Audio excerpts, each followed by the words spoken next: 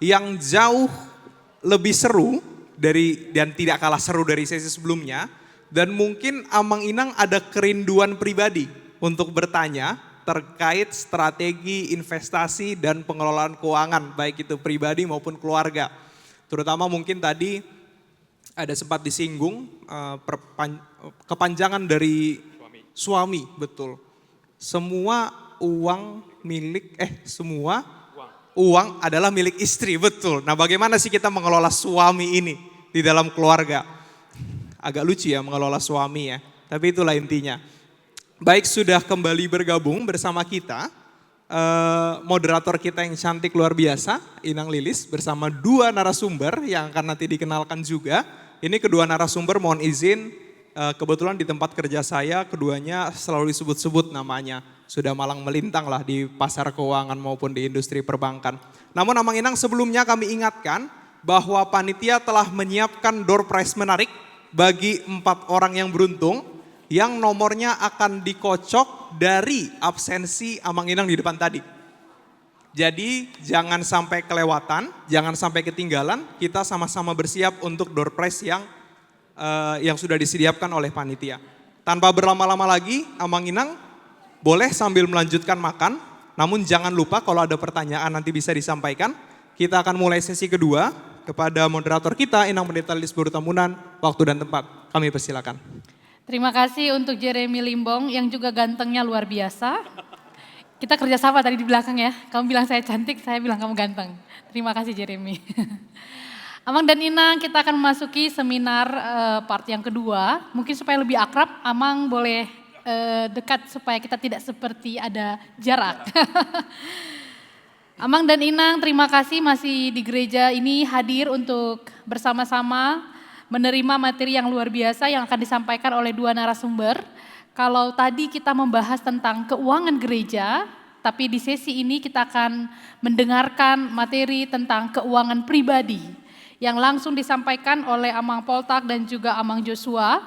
Tadi sudah disampaikan oleh Jeremy bahwa dalam perbankan dan ekonomi kedua narasumber kita ini sudah tidak diragukan lagi. Karena itu tidak berlama-lama lagi, kami langsung persilakan Amang Poltak Sianturi menyampaikan materinya. Silakan Amang, kita beri tepuk tangan Amang dan Inang. Terima kasih Inang Pendeta. Jadi selamat malam Amang Inang sekalian. Ini adalah kesempatan kehormatan bagi saya untuk hadir di HKBP Tebet pertama kali. Saya lahir di Bandung, besar di Bandung, jadi saya lebih dekat dengan HKBP Jalan Jakarta di HKBP Bandung Timur. Tapi kemudian merantau ke Jakarta dan seterusnya ceritanya saya tinggal di Jakarta Barat. Jadi ini adalah kesempatan saya, ini sangat menarik tadi Amang Sekjen juga menjelaskan mengenai keuangan organisasi dan bagaimana ini menjadi sebuah fiduciary pelayanan kepada masyarakat karena ini bagian dari sebenarnya uangnya milik Tuhan juga gitu. Jadi harus dikelola dengan sangat baik. Kebetulan baru kemarin makan siang saya diskusi dengan seorang teman dari Yayasan PP Muhammadiyah. Jadi mirip juga. Jadi pertanyaannya adalah ini kita punya anggota 30 juta, kita punya aset seperti ini. Kita ingin supaya ada lebih banyak involvement, keterlibatan. Banyak itu pengusaha Minang itu punya toko, punya apa, bisa nggak ya di financing di dalam komunitas PP Muhammadiyah. Mungkin kita perlu bikin vehicle untuk itu atau yang lain-lainnya, tapi memang ini lagi brainstorming. Tapi kembali lagi, ini saya melihat bahwa tadi betul memang Sekjen sampaikan bukan masalah perpuluhan, ini perseratusan sebenarnya. Karena yang kita sampaikan itu bukan cuma masalah uang kita, tapi pikiran kita, tenaga kita, ide kita dan lain-lainnya, itu yang tidak bisa diterjemahkan dalam uang apapun, sebesar apapun. Ini sedikit yang mungkin akan saya sampaikan, karena belum muncul slide-nya. Ada satu organisasi keagamaan yang luar biasa yang mungkin menjadi menarik di kalangan para pasar modal, yaitu Gereja Mormon di Utah, di Amerika. Jadi kalau Gereja Mormon itu sering dikenal Latter Saint Day atau orang suci zaman akhir. Mungkin kita punya perbedaan mengenai ideologi dan lain-lainnya, tetapi yang menjadi menarik mengenai kaum Mormon ini adalah mereka bersungguh-sungguh dalam hal pengabdian. Mereka pada walaupun anggotanya ada sekitar 17 juta jiwa, pengurusnya sekitar 40.000. Satu hal yang menjadi menarik bahwa gereja Mormon ini masuk dalam Wall Street Journal 2 tahun yang lalu karena mereka punya dana abadi sebesar 100 miliar dolar. Kenapa jadi masuk berita sampai 100 miliar dolar? Karena gereja Katolik, Roma Katolik punya dana kelolaan dana abadi itu 50 miliar. Jadi bisa dibayangkan dengan umat yang 17 juta bisa punya dana kelolaan sebesar itu. Apakah langsung bagus? Enggak. Tahun 1968 mereka enggak punya uang sama sekali. Sama sekali enggak punya uang. Habis itu mulai dipikirkan kembali bagaimana strateginya untuk memenuhi jangka pendek dan jangka panjang. Dibuat satu tim yang sampai orang bilang tuh isinya tuh orang-orang yang seharusnya bisa kerja di Wall Street dengan gaji 4-5 kali lipat, tapi mereka mengabdi di suatu dana ini disebut sebagai Ensign Peak. Peak itu puncak, Ensign Peak. Jadi dan mereka konsisten di situ, dana-dana mereka melakukan manajemen keuangan dan kemudian mereka berinvestasi di perusahaan-perusahaan yang dalam pandangan mereka itu baik bagi masyarakat, baik bagi ekonomi, punya keunggulan dan lainnya. Jadi mereka beli saham Apple, Google, dan lain-lainnya. Dan pada tahun 2022 lalu dana kelolaan mereka mencapai 100 miliar dolar. Dengan keadaan seperti itu mereka sampai kata kita nggak memerlukan lagi sebenarnya untuk persembahan, tetapi kita gunakan dana abadi ini untuk mengembangkan. Jadi salah satu yang menjadi menarik adalah gereja Mormon ini punya sekolah bahasa yang terbaik di dunia. Dan karena mereka punya kepercayaan bahwa ini mungkin agak nyerempet sedikit ya, bahwa kalau orang yang sudah meninggal pun bisa dibaptis. Jadi ya bisa dibaptis, dan untuk bisa membaptis mereka itu ya kita harus kenal bahasanya. Tapi karena itu mereka jadi punya sekolah bahasa, mereka punya laboratorium genealogi, jadi istilahnya silsilah mereka kumpulkan dari seluruh dunia. Dan itu hanya bisa terjadi karena mereka punya dana abadi yang mereka kelola dengan sangat baik. Jadi ini mungkin yang saya tadi di depan ini, waduh saya mungkin perlu cerita ini bahwa ternyata ada kisah suksesnya gitu ya. Apakah suksesnya langsung sukses? Enggak, pernah bangkrut, bukan bangkrut ya. Gereja kan enggak bangkrut ya, tetapi enggak punya uang sama sekali, salah kelola, benar-benar. Tahun 1968, tapi mereka kembali bisa menata itu dan kemudian menjadi besar, pengelolaannya jadi baik. Kebetulan saya juga di Bursa Efek Indonesia juga mengelola keuangan, dan memang ini suatu amanah. Kebetulan pada waktu saya mengelola keuangan di Bursa Efek Indonesia, sudah lebih 10 tahun ada periode di mana saya nggak aktif, kemudian aktif kembali dari mengelola 600 miliar, sekarang ini mencapai 3,3 triliun. Jadi kita dipaksa, sebagai pengelola itu kita dipaksa untuk melihat instrumen apa, pada waktu kapan, sebesar apa, risikonya apa. Nah itu yang menjadi penting. Oke, saya akan next, berbagai jenis aset, investasi dan strateginya. Saya akan mulai dengan yang dekat dengan sekitar kita, next. Nah, apa itu investasi? Menyisihkan pertama uang, waktu, pikiran, dan sumber daya lainnya. Makanya kembali lagi, bicara soal 10%, 10 perpuluhan, itu kan bicara soal uang aja kan? Padahal ada aset, ada sumber daya yang lebih dari itu, pikiran, waktu, dan lainnya. Nah, menyisihkan uang, waktu, pikiran, dan sumber daya lain untuk menciptakan, dia membuat ya, atau mengakuisisi aset. Jadi kalau menciptakan ya berarti kita bikin ini sesuatu itu jadi aset.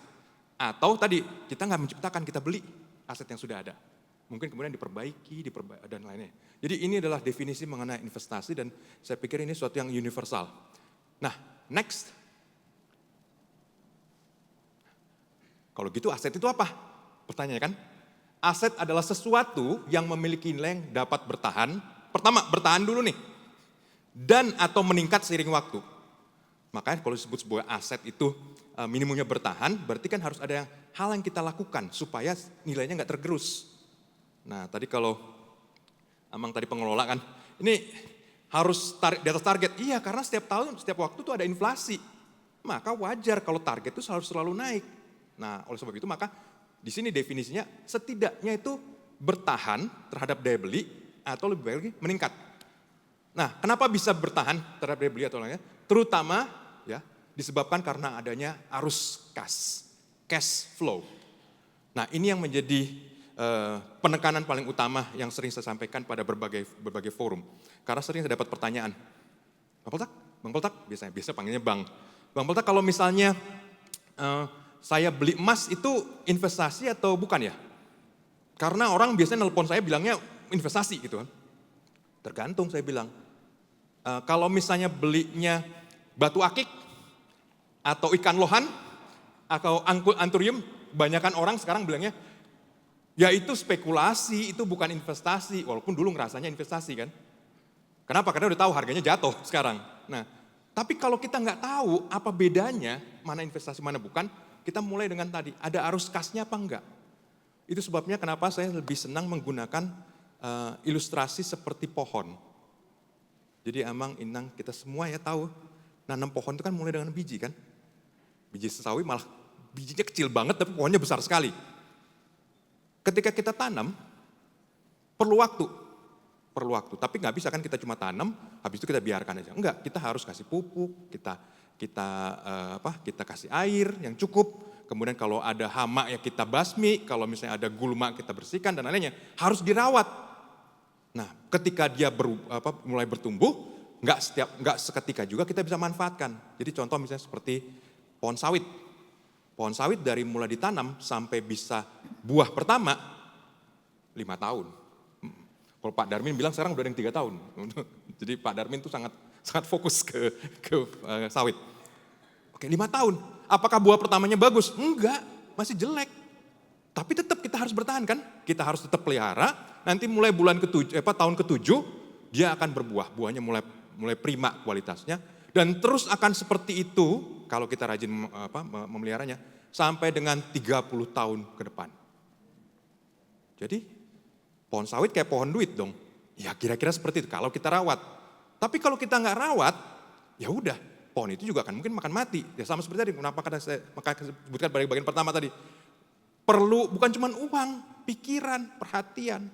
Nah sama dengan itu. Jadi sama seperti itu juga, sebuah pohon sawit ketika dia berbuah, ada buah sawit, sebenarnya kan buah sawit ini kita bisa tanam lagi kan. Kemudian jadi pohon lagi. Jadi sebenarnya resep buat kaya itu gampang ya. Bagaimana membuat sebuah pohon bisa membuat pohon berikutnya, bisa membuat pohon berikutnya yang semuanya berbuah. Dan semua pohon akan dinilai berdasarkan buahnya. Sama seperti di Alkitab sebutkan. Kita mengenali pohon itu berdasarkan buahnya. Pohon yang buahnya lebat sama buahnya jarang, mana yang lebih mahal? Yang buahnya lebat kan? Yang buahnya jarang, kita hargai lebih rendah. Kita mengenal pohon mangga karena buah mangganya. Jadi kira-kira seperti itu investasi. Nah makanya kenapa saya lebih suka menggunakan ilustrasi, investasi itu bukan kita lihat. Sama nggak ya kira-kira seperti pohon? Nah ini juga akan sampai pada hal-hal yang sering kita lihat sehari-hari. Kebetulan saya tinggal di Jakarta Barat, Jalan Anggrek Garuda, di sebelah kiri, waktu saya beli rumah saya dan istri, sebelah kiri saya itu ada tanah kosong, di sebelah kanan saya tanah kosong. Kita terheran-heran, kok bisa di tempat seperti Jakarta yang harga tanahnya mahal sekali kok dibiarin kosong. Kosongnya dari tahun 1978 sebelah kanan, yang sebelah kiri itu kosongnya dari tahun 2010 kira-kira. Kira-kira Amang, Inang, teman-teman sekalian, ada cash flow nggak dari tanah kosong? Ada arus kas nggak? Ada duit nggak datang dari tanah kosong? Nggak ada. Maka tanah kosong tersebut adalah spekulasi. Nunggu harga jadi tinggi supaya orang lain ada yang beli. Tapi akan berbeda kalau misalnya tanah kosong sebelah ini ya. Kemudian tanam jagung ya. Oke, tapi berapa sih dapatnya? Tapi setidaknya ada cash flow. Nah kebetulan yang tanah sebelah kanan ini lebih pinter. Ini tempat dekat rumah saya itu banyak sekali banyak yang punya mobil tinggal di gang tapi nggak punya garasi. Akhirnya apa yang dibikin? Tempat menyewakan parkiran secara bulanan. Ada cash flow? Ada. Nah itu yang disebut sebagai investasi. Ada cash flow-nya, mengalir. Cash flow-nya mungkin kecil, lama-lama jadi besar. Atau mungkin besar, lama-lama jadi kecil. Oh berarti kita mesti hati-hati, kalau lama-lama jadi kecil berarti kita mungkin kurang merawat. Atau kita nggak tahu harus ngapain. Nah sama dengan itu juga. Jadi cash flow atau arus kas itu adalah gambaran mengenai hakikatnya atau jiwanya dari investasi. Jadi sama seperti tadi, ini buahnya dari pohon yang ada. Oke, next. Aset. Tadi kan aset itu apa aja sih? Ada 2. Jadi ada aset real, ya. dan aset finansial. Nah, aset real yang bagian atas, aset yang berkontribusi langsung dalam aktivitas produk, barang, dan jasa. Pokoknya ujungnya barang dan jasa kelihatan jelas. Nah, kemudian ada namanya aset finansial, itu sebenarnya adalah aset yang bersifat finansial karena adanya aset real. Nah, jadi yang nomor 2 ini, ya, bagian aset finansial, itu semata-mata ada karena ada yang nomor 1. Nah, jadi mungkin saya akan sedikit menggambarkannya. Di pasar modal ada seorang fund manager paling terkenal namanya Peter Lynch yang bikin Magellan Fund. Ya. Magellan Fund itu menjadi sangat istimewa karena 22 tahun mengalahkan semua indeks, juaranya lah istilahnya. Jadi definisi dari Peter Lynch itu adalah jangan perhatikan harga suatu aset finansial, apakah itu saham, apakah itu obligasi atau bonds. Kita perhatiin, karena di setiap aset finansial itu ada perusahaan. Jadi yang kita perhatiin perusahaannya. Nah, jadi balik lagi, aset yang nomor 2, aset finansial itu hanya ada dan punya nilai semata-mata karena ada aset yang nomor 1. Aset yang nomor 1, ya sebenarnya banyak di antara kita. Mungkin kita sering lihat abang tukang bakso misalnya. Oh itu sektor real kan, menghasilkan makanan. Kemudian ada mungkin orang yang buka kos-kosan misalnya, itu aset real juga. Ada yang bikin jadi tukang jahit misalnya, atau yang lain-lain, itu aset real. Nah, baru turunannya itu adalah aset finansial. Oke, next. Nah, ini dia. Ini mengenai prinsip dasar mengenai aset tadi. Poin nomor 1, hasil dari suatu investasi itu berbanding lurus dengan risiko. Jadi, kalau hasilnya besar, biasanya sih secara umum risikonya juga besar. Hasilnya kecil, ya risikonya juga kecil. Kalau risikonya 0, ya biasanya hasilnya juga 0 gitu kan. Nah jadi ini yang perlu kita hati-hati karena sering sekali kita ngedengar ada sesuatu, Bapak, Ibu, ini hasilnya besar sekali, risikonya nggak ada, hati-hati. Karena jangan-jangan yang dibilang sebagai resikonya nggak ada itu karena kita nggak kenal resikonya apa. Tiba-tiba hilang semua. Itu yang terjadi dengan banyak hal. Jadi selalu kembali lagi, yang namanya resiko dan hasil itu pasti beriringan. Pasti beriringan. Jadi kembali lagi, kita cocokkan dengan resiko yang seperti apa ya? Nah itu nanti akan tergantung umur dan lainnya. Nah bagaimana cara mengatasi resiko? Pertama, diversifikasi. Jadi seperti orang-orang tua dulu bilang, jangan semuanya ditaruh di telur di satu keranjang gitu kan. Ya kalau keranjangnya jatuh ya udah selesailah semuanya. Jadi harus sebar. Jadi mungkin kita punya misalnya ya ada aset finansial, ada aset real. Aset finansialnya mungkin terbagi, mungkin saya punya reksadana, saya punya saham, saya punya macam-macam lah gitu kan. Nah jadi kembali lagi diversifikasi. Apakah diversifikasi saja cukup? Enggak, waktu juga perlu. Kenapa? Katakan tadi. Yang namanya pohon sawit aja yang kita tahu bakal berbuah dan punya hasil, itu juga perlu waktu. Jadi nggak bisa kita berharap nanam sekarang besok udah bisa panen, nggak bisa. Kita perlu waktu. Kasih waktu maka akan faktor risiko itu akan termitigasi. Waktu lebih panjang akan berhadapan dengan ketidakpastian yang lebih panjang, tapi pasti hasilnya juga akan lebih tinggi. Dan kembali lagi, ini poin nomor 1, 2, 3, 4. Nah ini yang satu realita juga, usia manusia itu terbatas, maka sejujurnya nggak semua orang cocok pada semua jenis. Jadi kita harus mengenali diri kita sendiri. Nah kalau misalnya nggak semua investasi itu cocok dengan profil, berdasarkan usia, hanya berdasarkan usia. Nah jadi maka nyambung dengan berikutnya, sesuaikan investasi Anda dengan kualitas tidur. Ini akan saya kembali pada suatu cerita mengenai seorang yang bernama JP Morgan, itu seorang banker di Amerika.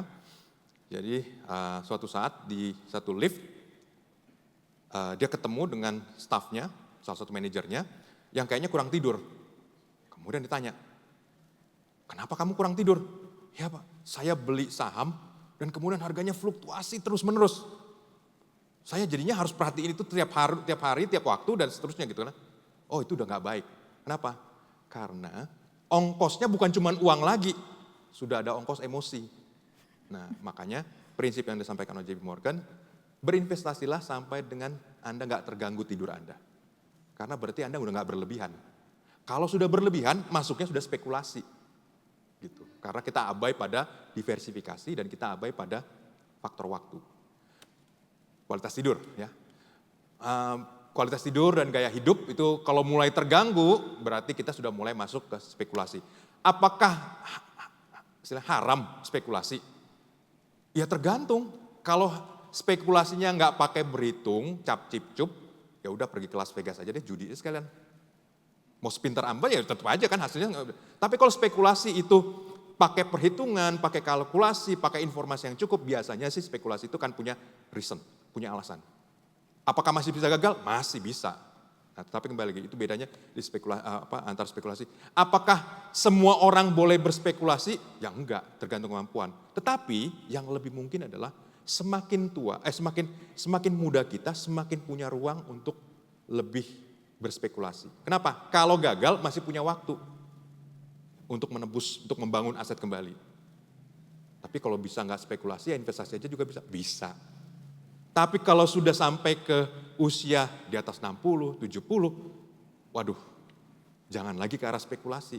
Kenapa? Kita udah nggak punya waktu lagi untuk itu.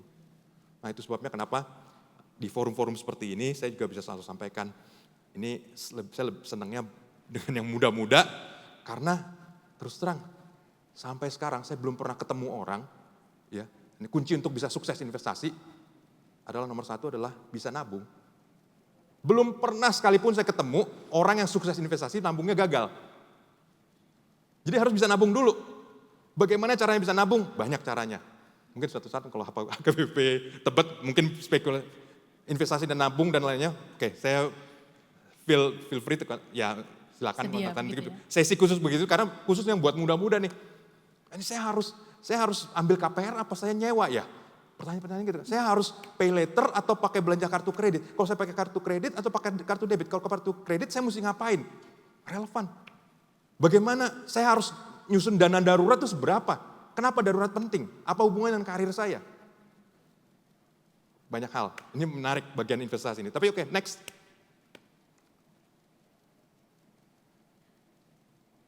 Halo. Oke, nah jadi kembali lagi seperti ini. Risiko dan return, risiko dan hasil itu kita sesuaikan. Ada yang risikonya memang kita nggak cocok buat kita. Jangan, bukan buat kita lagi. Itu buat orang lain mungkin. Kita kurangi, kita harus lebih konservatif. Semakin tua kita harus semakin konservatif. Nah ini yang disebut sebagai siklus hidup. Nanti Yosua masuk sampai itu. Tapi jadi next. Nah siklus ini seperti ini.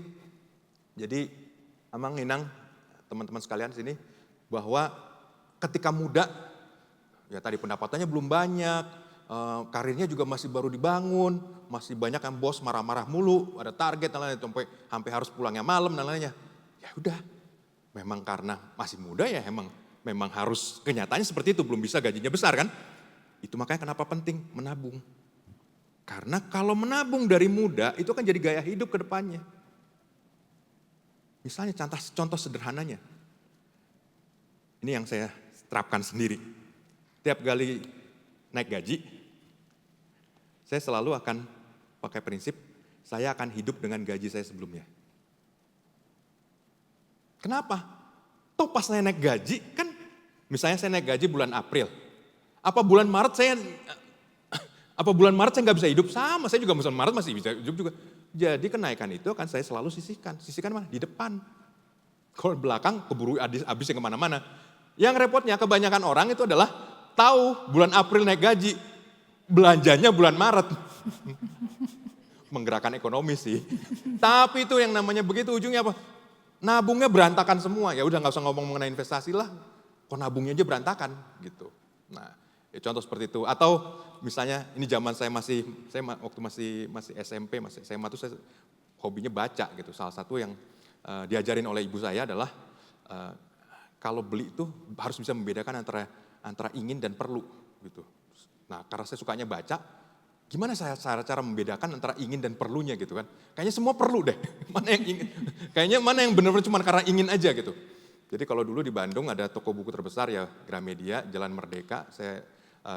Sekolah saya itu kira-kira sekitar 1 kilometer dari situ. Ya udah tiap seminggu mungkin saya 3-4 kali ada ke sana gitu karena nggak ada hiburan di Bandung. Jadi ke sana, ketemu buku bagus ya biasanya. pasti rebutan dengan orang Jakarta, karena Jakarta suplainya lebih banyak, Bandung lebih sedikit. Ini buku bagus nih. Tapi saya benar-benar perlu nggak ya buku ini ya? Saya punya trik kayak gini, buku itu akan saya ambil, kemudian saya taruh di tempat yang buku berkebun misalnya. Saya sukanya megang elektronik ya. Ini buku elektronik nih, orang yang suka elektronik pasti akan nyari buku ini.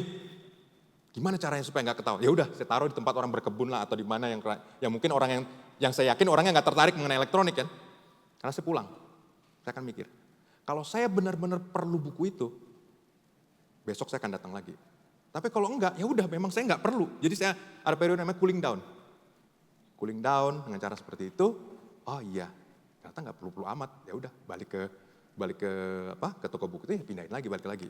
Tapi kadang-kadang juga nakal sih, nggak dipindahin lagi. Biar nanti tuh staf tokonya aja yang pindahin sendiri gitu. Tapi kira-kira itu, bagaimana membedakan. Jadi orang muda tuh perlunya seperti itu, nabungnya yang bagus. Karena kalau udah nabungnya bagus, yang lainnya jadi kebiasaan akan lebih mudah. Padahal sementara kita orang muda kan juga kan lebih bisa dipaksa kerjanya lebih panjang, lebih kreatif, lebih bisa ngelihat ide macam-macam dan lain-lain, lebih up to date juga. Nah jadi sebenarnya punya peluang, tapi kalau nabungnya dari awal udah berantakan, biasanya ke belakangnya juga akan berantakan. Ini gambaran secara umumnya, tapi yang prinsip paling utama adalah makin tua harus makin konservatif. Karena apa? Kita nggak punya waktu lagi. Kalau gagal, ini kita taruhannya besar. Dan ini makanya kenapa saya sangat sering dengan yang naposo atau yang muda-muda, karena banyak sekarang yang terjadi adalah banyak, terutama di Indonesia dan di berbagai tempat dunia adalah sandwich generation. Aduh, saya harus membesarkan anak saya, tapi ada orang tua juga yang harus saya santunin. Ini kejepit nih, saya harus bagaimana? Sebentar lagi ada kebutuhan dan lainnya. Jadi ini satu tema yang sangat relevan yang buat sandwich generation dan kenapa saya selalu mulainya dengan dengan menabung sebelum sampai ke investasi. Next. Aset real, oke, tadi pembagian. Aset real, next. Nah dia, usaha atau bisnis itu aset real. Ya.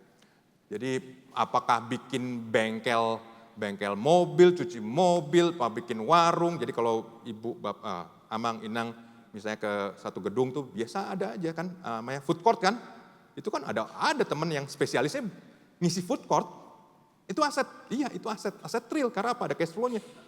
Sewa, kemudian buka. Cuma waktu pandemi kemarin banyak yang wipe out juga. Tapi ini gambaran bahwa usaha atau bisnis ini adalah investasi. Nah, tapi yang perlu kita perhatikan poin nomor 2, yaitu realita bahwa nggak semua bisnis itu bisa langsung mulus. Ada istilahnya valley of death. Bentuknya seperti begini. Jadi kebanyakan bisnis, sekitar 80-90%, bisnis itu mati atau bangkrut atau tutup kurang dari 5 tahun. Jadi memang mortalitasnya tinggi. Untung ya misalnya contoh ya, misalnya bisnis restoran, bisnis makanan atau warteg lah. Nah, sekarang kan warteg ada juga franchise juga kan. Itu kalau kita perhatikan harga tempenya berapa, harga nasinya berapa dan lainnya, itu marginnya paling sedikit 100%. Tapi susah nggak bikin warteg? Enggak, karena orang lain bisa juga. Nah kalau kita nggak adaptif, ya udah warteg yang kita bikin, wah ini untungnya besar, ya orang lain juga mau untungnya besar. Tapi kita jadi nggak bisa bersaing kan? Nah itu makanya kenapa tadi selalu akan ada risikonya, valley of death tadi, makanya biasanya bisnis yang sudah melewati 5 tahun itu bahkan bisa kan bertumbuh jadi besar. Jadi semua konglomerasi Astra, dulu mulainya dari apa sih? Astra itu mulai dari perkebunan, Bakri juga dari perkebunan, dan lainnya. Sinarmas mulainya juga dari karet. Itu mulainya dari kecil juga, tapi bisa melewati 5 tahun. Dan kemudian tetap amanah, tetap seragam sampai menjadi ukuran besar. Oke, poin nomor 3, investasi pada usaha, bisnis yang dilakukan secara langsung maupun tidak langsung. Kalau misalnya secara nggak langsung, misalnya lewat saham misalnya. Kebetulan istri saya, walaupun saya di pasar modal, tapi ternyata saya harus belajar juga dari istri saya. Jadi istri saya tuh cukup panjang karirnya, sekarang udah pensiun dini, di bisnis bedah mata, karena bekerja di perusahaan Jerman namanya Carl Zeiss yang untuk bedah mata. Tapi sebelumnya juga dari Roto, perusahaan Jepang yang juga bedah mata. Jadi istri saya memperhatikan bahwa ternyata dokter itu kalau mau bikin bedah, mungkin pembedahan, bedahnya besok sore, kemudian dia perlu peralatan macam-macam. Bukan cuma IOL, intraocular lens buat katarak ya, tapi perlu drape istilahnya, peralatan cairan ini dan lainnya. Dan kemudian istri saya, kalau memang perlu, ya udah saya mau impor. Jadi istri saya ngimpor. Impor dari India buat nyuplai dokter mata. Karena dia tahu biasanya seperti itu. Dan gara-gara itulah akhirnya saya tinggalnya di Jakarta Barat karena dekat dengan JNE. Karena tadi dokter mata tuh maunya besok Pak, besok operasi, baru mesennya sekarang. Ya mau nggak mau saya harus tinggal deket dengan kurir yang bukanya 24 jam. Tapi kan kita yang menyesuaikan kan. Nah dari situlah kemudian muncul ternyata bisnisnya makin besar, habis kemudian bikin perusahaan patungan sama temennya. Jadi waktu itu ya biasalah, walaupun semua uang semua uang adalah milik istri, tapi istri saya juga bilang, Pak, aku mau patungan sama teman-teman mau bikin perusahaan. Nah, emang berapa? Ya kira-kira sekitar 200 juta. Lumayan ya, gede ya. Iya tapi gambarnya begini-begini, toh bisnisnya udah pernah jalan seperti ini, toh aku ngerti bisnisnya. Ya udah, apa-apa, kan ada untuk itu. Udah investasi, perusahaannya mulai berkembang. Sekarang ini tiap tahun dapat pemegang saham sekitar 20%-an ya. Dapat dividen sekitar 300 juta. Jadi balik lagi, saya di pasar modal nggak ketemu yang begitu-begitu. Tapi itu balik lagi, cash flow kan? Cash flow-nya ada dari pohon yang bentuknya beda sih. Tapi kira-kira itu. Nah, jadi yang menjadi menarik di sini yang saya pelajari dari istri saya adalah kebanyakan dari kita itu biasanya mau investasi bisnis sektor real berdasarkan supply. Saya pintar masak, saya buka restoran. Ya kan? Banyak kan kayak gitu kan? Kalau istri saya kebalik, lihatnya dari demand. Demand dulu, ada demand-nya enggak? Kalau nggak ada demand-nya, ya udah, nggak akan ada bisnisnya. Jadi seperti tadi, wah ternyata dokter perlu begini-begini. Oh ya udah, nggak ada demand-nya, demand-nya ada, supply-nya nggak ada, ya udah saya ngisi. Nah, kebanyakan orang, saya bisa masak, ya udah saya bikin restoran aja deh, bikin rumah makan. Nggak ada kekhususan, nggak ada apa-apa, kemudian kok orang nggak ada yang beli? Ya iya orang nggak ada demand-nya. Nah jadi itu tidak untuk bisnis yang berpotensi bertumbuh adalah yang berpotensi pada demand, apa yang dibutuhkan masyarakat, apa kesulitan masyarakat, bagaimana cara mengatasi kesulitan, bagaimana sesuatu bisa jadi lebih mudah. Jadi pada dasarnya rezeki kita itu datangnya dari kesulitan orang lain. Kita bikin jadi mudah. Itu makanya kenapa saya katakan bisnis itu sebenarnya menjalankan kerjaannya Tuhan. Kenapa? Kesulitan-kesulitan itu dibantu. Kalau dari itu kemudian mereka dapat manfaat, ya wajar mereka membantu kok.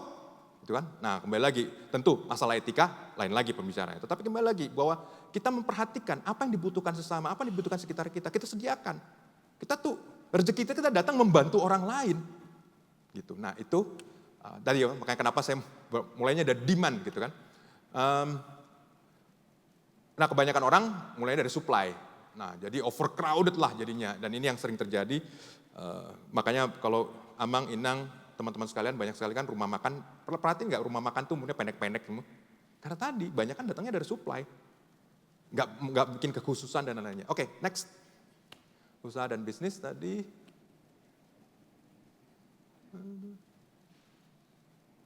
Hello, next. Boleh di next, mungkin lagi berpikir investasinya apa, jadi nggak fokus. Ini nggak apa-apa, ini file PDF nanti nggak apa-apa, boleh dibagikan. Iya, boleh di-share nanti. Iya, boleh di-share. Aset finansial. Sebentar, tadi mundur lagi coba. Oh, properti. Oke. Nah, tadi kan bisnis kan, sekarang properti. Properti ya tadi saya udah jelas sebenarnya secara sepintas sudah jelaskan. Tanah kosong yaitu spekulasi. Kemudian tanah yang kemudian ada bisnis di atasnya itu investasi. Kenapa? Ada cash flow-nya. Nah, terserah mau gimana, mau kosong atau mau bikin sesuatu. Apakah tanah kosong itu kemudian bikin jadi kos-kosan, apakah disewakan kemudian jadi Indomaret atau Alfamaret. Mungkin sedikit agak unik waktu saya sekolah di Inggris dulu, saya perhatikan satu. Bu Pendeta aja deh. Gereja tempat saya datang itu lucu. Kenapa? Dia di atas toko. Jadi ternyata di Inggris, di tempat saya dulu di kota Bristol, gereja tempat saya favorit itu karena dia punya tanah luas, kemudian dan pusatnya namanya Broadmead, tengah kota ya. Jadi mereka memandang bahwa ternyata lokasi strategis ini lebih mending buat mereka bikin groceries. Mereka undang, siapa yang mau bikin groceries? Oke, beauty contest, sekian. Udah, dapat. Yang terjadi adalah gerejanya naik ke atas. Dibikin bertingkat, jadi di bawahnya itu adalah bukan kayak Indomaret udah lebih besar lah, lebih besar. Jadi dengan cara seperti itu yang lucu ya kalau saya perhatikan ya. itu jemaatnya selesai belanja di bawah. Nah, kemudian habis itu, jadi ada fungsi sosialnya menjadi jalan. Jadi kadang saya berpikir, pinter juga ya, walaupun tadi ya gerejanya jemaatnya makin lama makin sedikit ya. Tapi jadi kadang-kadang kalau ke sana tuh sepi banget gitu. Ya Inggris lah ya namanya. Tapi ide mereka untuk bisa membangun di atas memanfaatkan aset yang mereka miliki itu menurut saya menarik. Oh, ada satu lagi, pusat gereja Inggris itu organisasi Inggris ada di kota Bristol. Di sana banyak gereja-gereja tua dan memang sudah. Tapi buat saya yang menarik adalah satu gereja di Broadmead tadi yang nyata naik ke atas, di bawahnya jadi buat pasar retail. Ini properti juga bisa sangat berubah karena kembali lagi sering terjadi, terutama buat orang muda. Ya udah beli aja properti, cepat-cepatnya harga tanah pasti naik. Ntar dulu. Ini yang perlu hati-hati, terutama buat kaum muda. Karena sering yang disebutkan adalah sama seperti mertua saya dulu bilang, dulu di Rawakepa, di Grogol, itu tanah itu cuma 1.000 perak semeter. Sekarang harganya jutaan. Ya kan dulu. Lah kalau harganya udah jutaan sekarang emang jadi semiliar gitu 10 tahun lagi, 20, 30 tahun lagi. Kan belum tentu. Karena saya sebagai ekonom, sama seperti Joshua juga, kita ngecek dong data BPS. Dan ternyata angka fertilitas di Jakarta itu udah di bawah replacement. Jadi kalau misalnya angka fertilitas suatu populasi itu butuh 2,1 anak per tiap perempuan, itu namanya angka fertilitas. Yang namanya Jakarta itu tinggal 1,3. Jadi bawah. Jadi hati-hati yang sama tanah ini karena akan mengalami seperti yang terjadi di Jepang, di Jerman dan lainnya. Yang namanya real estate itu stagnan jadinya. Nah, jadi kembali lagi data itu menjadi penting. Dan itu kenapa sektor properti, ya kalau ada cash flow-nya masih mending. Kenapa? Ada cash flow-nya kan, ada bisnis di atasnya masih mending. Tapi kalau dibiarin kosong, spekulasi, yakin harganya naik? Belum tentu juga. Mana bayarnya pakai KPR lagi misalnya gitu, atau pakai utangan, itu lain lagi. Oke, next deh.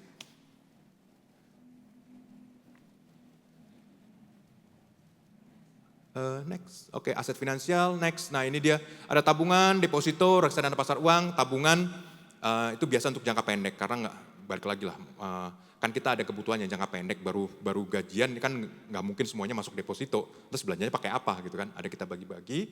Nah biasanya untuk kebutuhan jangka pendek, tabungan diperlukan, kemudian deposito untuk jangka pendek dan jangka yang lebih panjang, atau skala bulanan biasanya.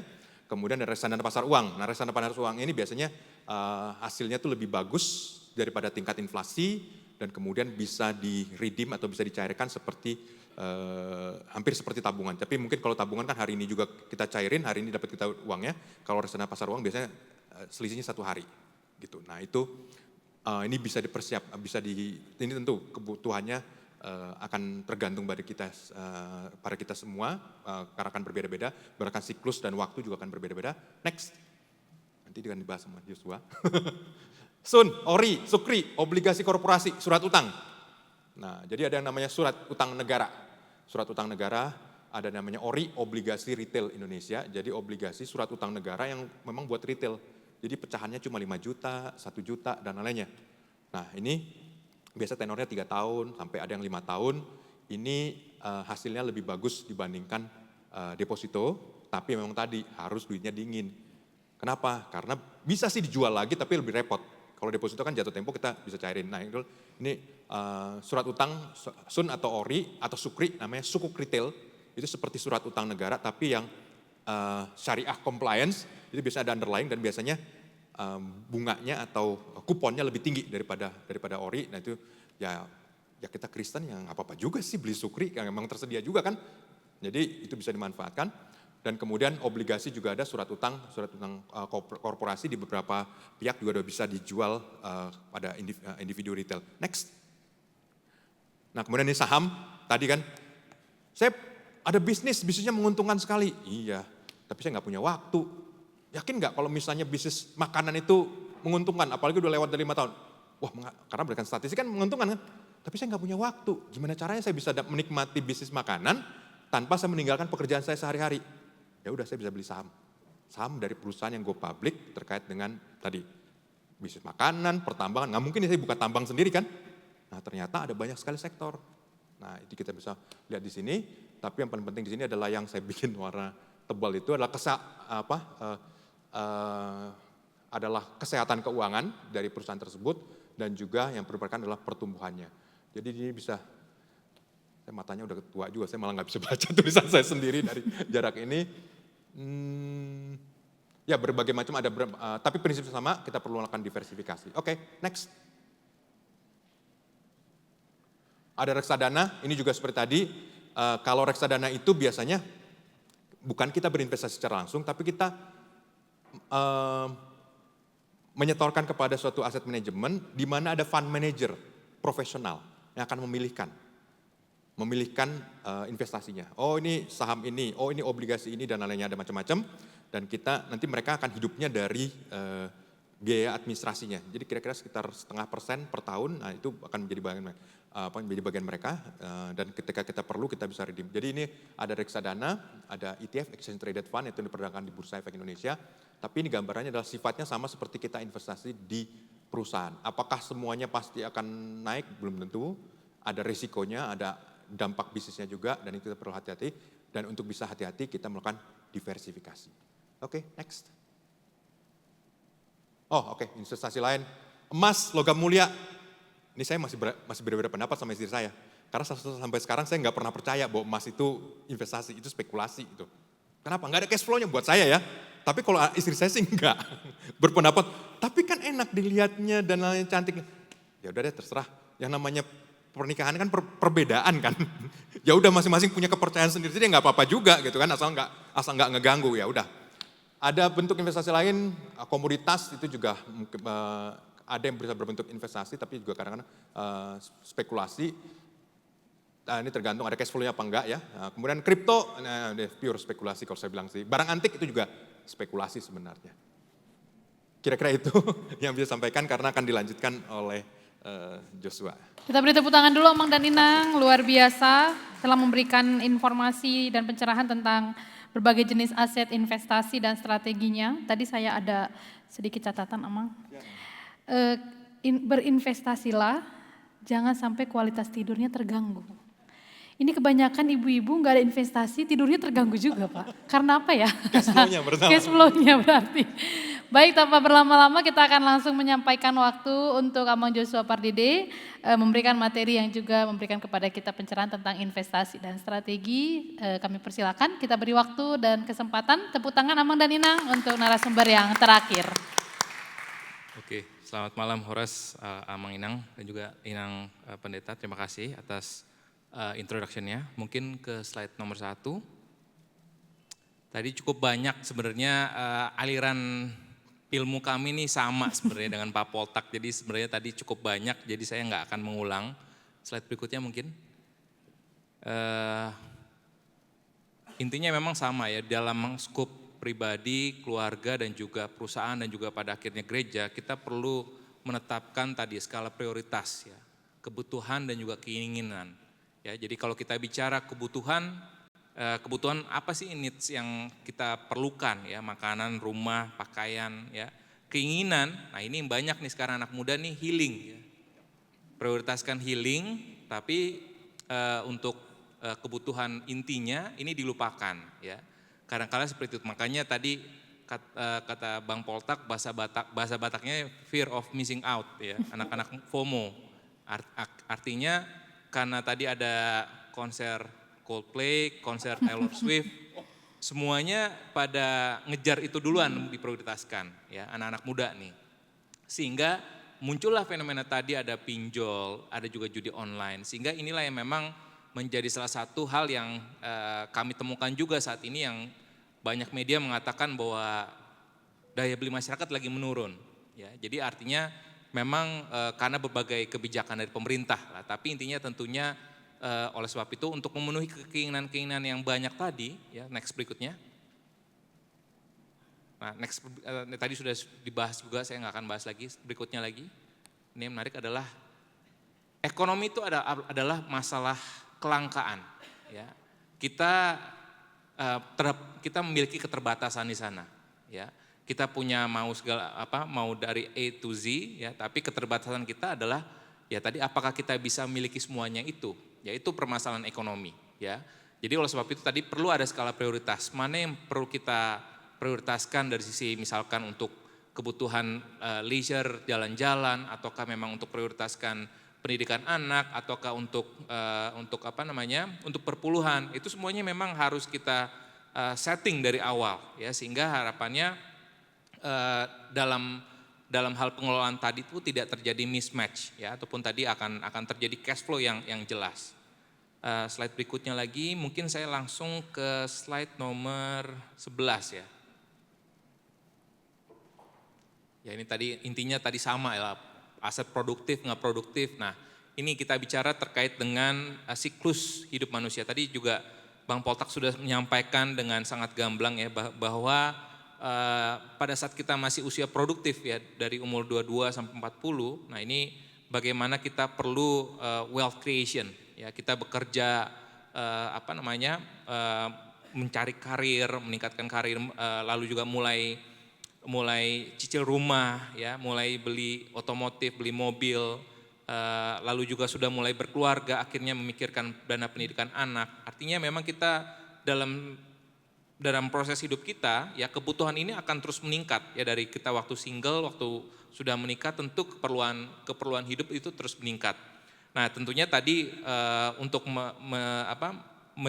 mencukupi semuanya itu, tentunya kita ada satu kata yang sebenarnya tadi supaya tadi tidak idle dana ataupun terjadi cash flow, adalah investasi ya. Makanya itu kalau kita lihat di usia 40 sampai 58 ya, ini barulah kita mulai bisa menikmati, ada liburannya, lalu juga ada untuk tetap dana pendidikan anak, dana kesehatan, ini juga penting sekali ya, karena kalau kita lihat pada saat ya tadi sudah digambarkan juga sandwich generation itu relevan sekali dengan kehidupan sekarang ya kita ya, artinya keperluannya banyak sekali, dan mau gimana kalau kita hanya mengandalkan gaji saja, tentunya ini tidak akan cukup ya. Oleh sebab itu untuk mencapai itu semua diperlukanlah investasi. Nah ini slide berikutnya ini penting. Next. Nah jadi kalau kita melihat bagaimana kita mengelola keuangan ya, sama juga di level gereja dan juga perusahaan, tentunya kita perlu menetapkan pos-pos mana, seperti anggaran, karena kemarin APBN ya Bang Poltak ya, baru itu jelas sekali, pendidikan 20%, kesehatan 5%, untuk gaji ASN ada berapa persennya lagi, dan untuk infrastruktur berapa persen. Jadi tentunya sama halnya juga dengan keuangan pribadi ataupun keluarga ya. Jadi kita perlu menetapkan misalkan 50% itu untuk pengeluaran rutin ya, 30% untuk pembayaran cicilan dan juga utang, tentunya utang yang ya bisa utang produktif ataupun hutang yang konsumtif, ada juga bayar asuransi ya, dan yang terakhir adalah 10%-nya itu adalah investasi ya. Dan message-nya adalah investasi itu adalah suatu dana yang perlu disisihkan ya, karena bukan disisakan. Kalau disisakan itu artinya udah yang ya sisanya gitu ya. Artinya kalau ada gitu, kalau nggak ada jadinya nggak invest kan. Padahal ini yang harus kita lihat bersama, bahwa investment itu adalah, investasi itu adalah isemas ya, keperluan udah menjadi hal yang penting ya. Karena di sisi yang lain ya, kita juga melihat bahwa ya kita juga perlu menetapkan dana darurat ya. Pada waktu single misalkan dana darurat yang harus kita prepare itu 3-6 kali pengeluaran rutin ya. Tapi pada saat kita sudah berkeluarga, sudah punya anak, sudah punya tanggungan, ini perlu menetapkan dana darurat itu 12 kali dari pengeluaran rutin ya. Jadi artinya kebutuhan tadi akan terus meningkat, dan oleh sebab itu kita nah ini next berikutnya, slide berikutnya. Nah jadi kalau kita lihat mengapa kita perlu berinvestasi, yang pertama adalah untuk memprotek nilai dari uang itu dari inflasi ya. Tadi Bang Poltak juga sudah sampaikan bahwa apapun yang kita seluruh aspek perekonomian termasuk juga investasi, kita akan dealing dengan namanya inflasi. Ya inflasi itu adalah kenaikan harga dari waktu ke waktu dari seluruh barang yang ada di dalam perekonomian. Ya oleh sebab itu, karena kalau kita hanya karena tadi inflasi akan terus meningkat. Ya karena barang itu nggak ada yang turun, karena inflasi tiap tahun pemerintah menargetkan 3%. Jadi dari tahun ini, tahun depan 3%, dari tahun berikutnya lagi 3%, jadi tentunya harga-harga barang itu akan naik terus. Nah oleh sebab itu sekali lagi bahwa untuk bisa kita memitigasi kenaikan inflasi itu supaya tadi terjadi cash flow yang positif, makanya kita harus lebih produktif dan lebih inovatif lagi dalam melakukan investasi. Nah ini juga tentunya ada beberapa ini jangka pendek, misalkan tadi deposito, reksadana, SBN retail, ya itu karena memang risikonya relatif lebih kecil. Lalu pada saat untuk tujuannya pembelian rumah, pendidikan anak, ya perjalanan ibadah, nah ini juga perlu yang risikonya lebih meningkat, ya tentunya ini misalkan reksadana, ya logam mulia, SBN retail, saham dan obligasi. Dan yang terakhir untuk jangka panjang, ya untuk kuliah anak, pernikahan anak, warisan, nah ini tentunya perlu tadi beberapa instrumen seperti saham, properti, SBN retail dan juga bisnis, ya. Dan mungkin saya mau langsung ke slide 16 ya. Ini mungkin Bapak-bapak yang jauh lebih ini paham nih. Slide 16. Nah, ya. Jadi kalau dalam menentukan instrumen investasi ini layaknya kita sebagai manajer sepak bola, ya. Sebagai seorang manajer sepak bola, sebuah tim sepak bola tentunya ada kalanya kita harus bertahan, ada kalanya kita harus attacking ataupun menyerang, ya. Nah, instrumen apa saja yang identik ya pada saat kondisinya kita perlu bertahan. Nah, ini instrumennya tadi sudah disampaikan juga oleh Bang Poltak di awal-awal bahwa instrumen seperti tabungan, deposito, ya, logam mulia, SBN retail, lalu reksadana pasar uang itu cenderung yang defensif, ya. Tapi pada saat kita sudah mulai ofensif ataupun kita mulai berharap ekspektasi return yang lebih tinggi, nah ini ada beberapa instrumen, ada properti termasuk juga obligasi korporasi, reksadana saham, reksadana pendapatan tetap, dan juga ada yang paling tinggi nih. Nah tapi ini tentunya diperlukan tadi prinsip kita harus refleksi juga ya sebenarnya ya, karena dalam menentukan produk investasi tentunya kita harus mengaca dulu ya, harus melihat juga apa financial kayak medical check up ya, kita harus tahu dulu apa nih tipe-tipe karakteristik kita seperti apa sebenarnya. Apakah memang kita punya banyak pantangannya ya, misalkan kalau kita sudah relatif tua, misalkan kita ada asam urat, nggak berarti kita nggak bisa makan jeroan-jeroan dan juga makan yang berlemak. Sama halnya juga dengan financial check up ya, pada saat kita merasa bahwa prinsip hidup kita tuh ataupun karakteristik kita adalah yang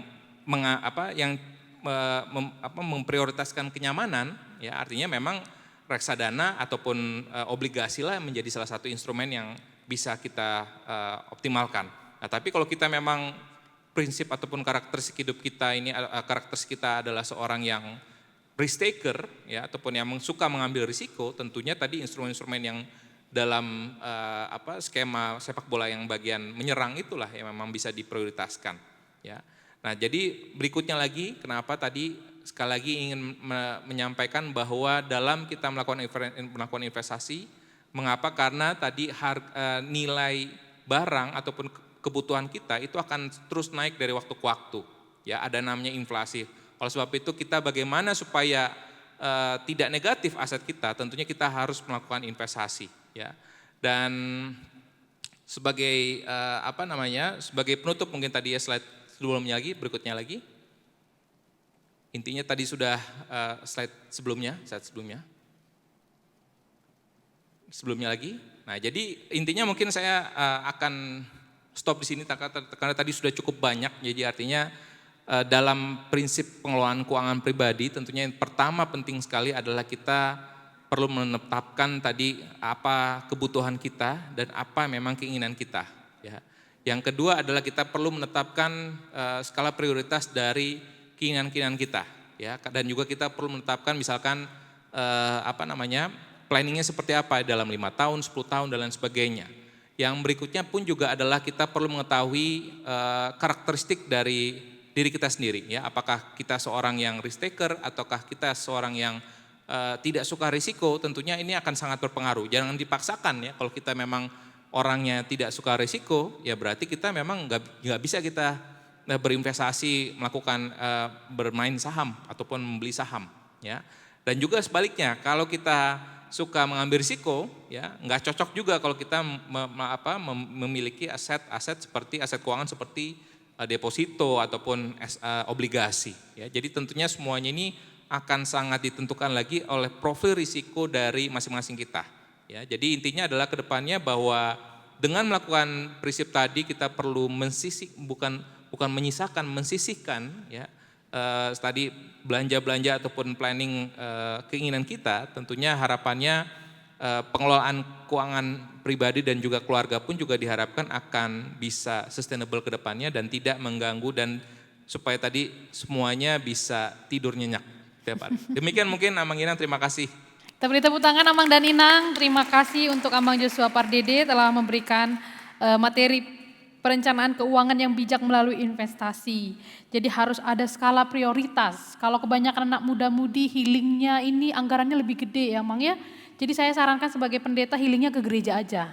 Ikut PA Naposo, untuk Amang dan Inang ikut Partangyangan Week begitu ya. Jadi healingnya adalah ke gereja supaya bisa berinvestasi. Amang dan Inang karena narasumber kita telah menyampaikan materi untuk kita semua, maka kami akan memberikan waktu untuk Amang dan Inang yang masih ada di gereja ini memberikan pertanyaan yang mungkin sudah dicatat ini dari tadi. Saya lihat dari sebelah sini ada Inang, silakan. Ada lagi Amang dan Inang? Boleh dibantu Jeremy sambil menunggu. Silakan Amang dan Inang boleh bertanya tentang investasi, sangat menarik sekali. Baik, selamat malam. Saya Tiani Sihotang. Kebetulan saya 2005 sudah main reksadana, 2010 sudah main saham tapi baru nyoba-nyoba. Karena kebetulan waktu terbatas kerja dan juga ibu rumah tangga. Nah tapi saat pandemi 2020 karena punya banyak waktu saya terjun. Kebetulan saya risk taker gitu loh, jadi saya orangnya senang ngambil resiko. Yang mau saya tanya, bagaimana dalam membaca prospektus suatu perusahaan, bagaimana cara cepat untuk menilai bahwa perusahaan tersebut sehat, layak untuk dikoleksi. Karena kebetulan saya adalah latar belakang teknik, ilmu ekonominya kurang gitu ya. Jadi karena saya risk taker biasanya dulu saya main big cap aja. Tapi pada saat pandemi saya mulai nih yang saham-saham yang Kompas 1000 mulai main gitu, Kompas 100. Nah itu yang saya mau tanya, karena biasanya saya kalau IPO, saya cara cepatnya hanya melihat dana itu digunakan untuk apa, underlying-nya apa. Jadi hanya ya mungkin dulu waktu pandemi punya banyak waktu untuk analisis ya, evaluasi. Tapi saat sekarang sangat terbatas, mungkin itu aja. Bagaimana membaca suatu laporan keuangan suatu perusahaan dengan cara cepat. Tipsnya apa sih gitu, makasih. Baik, terima kasih Inang. Untuk kedua narasumber pertanyaan ini, ya mungkin Amang boleh nanti dari Amang Joshua atau Amang Poltang memberikan. Inang Buru Sihotang, silakan. Terima kasih Inang Sihotang. Ini menjadi penting karena betul kita dalam bertransaksi saham itu mengikuti prinsip yang tadi. Bukan harganya yang penting, perusahaannya kayak gimana. Nah, satu cara untuk bisa mengetahuinya tentu lewat baca laporan keuangan. Saya sih sangat mendorong untuk orang-orang, sebanyak mungkin orang untuk bisa bicara laporan keuangan, karena di Bursa Efek Indonesia ada websitenya, kita memuat semua laporan keuangan emiten selama 5 tahun terakhir. 5 tahun terakhir semuanya ada. Kalau mereka nggak memuat laporan keuangan kita jewer. Memang kita peringatkan gitu kan, dan kita kasih tahu ini orang ini nggak bikin laporannya. Sayang kalau laporannya udah ada tapi orang nggak baca. Nah, kalau tadi Inang Sihotang tadi tanya apa yang perlu dibaca, baiknya sih sebenarnya baca semua. Ya. Dan itu juga saya pernah sampaikan juga ke beberapa di lingkungan komunitas pasar modal. Saya mengajar cara baca laporan keuangan mulai dari atas sampai bawah, kemudian membandingkan, karena penting juga bukan cuma buat investasi. Gini Amang, maaf, saya membaca, ya, apa. Tapi cara mengevaluasinya seperti apa? Makasih. Ya, jadi kenapa menjadi penting? Karena ini juga ada hubungan dengan karir. Seperti saya misalnya, saya masuk Bursa Efek Indonesia kenapa? Karena saya baca laporan keuangannya. Saya lihat, wah ini ternyata cash flow-nya bagus, ini begini, wah ini perusahaannya sehat nih. Ya udah saya komit di situ, makan 14 tahun saya ada di bursa karena saya tahu perusahaan saya bagus.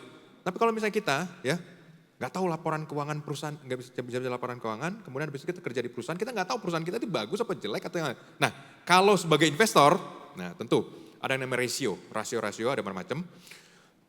Satu ukuran yang paling sering digunakan itu adalah, dan ini cukup foolproof ya, bukan pandangan saya adalah return on equity. Imbal hasil terhadap ekuitas, ROE.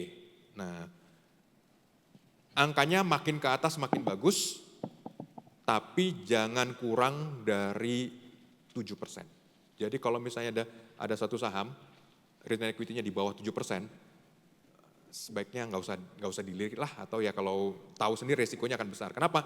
Return equity itu menggambarkan tingkat resiko terhadap atas investasi di situ.